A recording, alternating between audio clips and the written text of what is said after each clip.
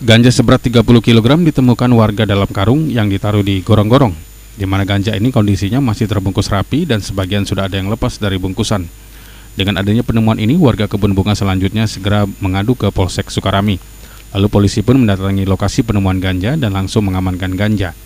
Kanit Reskrim Polsek Sukarami Ibtu Heri menjelaskan, ganja yang ditemukan ini tidak ada pemiliknya. Oleh karena itu, polisi selanjutnya akan melakukan penyelidikan guna mencari tahu pemilik dari barang haram ini.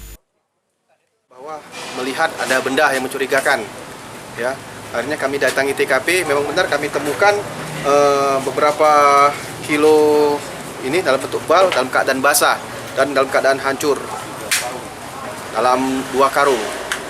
Ini daerah mana ditemukannya nih?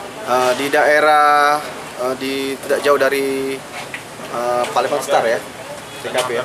Ini semua tidak ada pemiliknya nih deh? Untuk sementara kita belum menemukan pemiliknya, jadi masih barang temuan.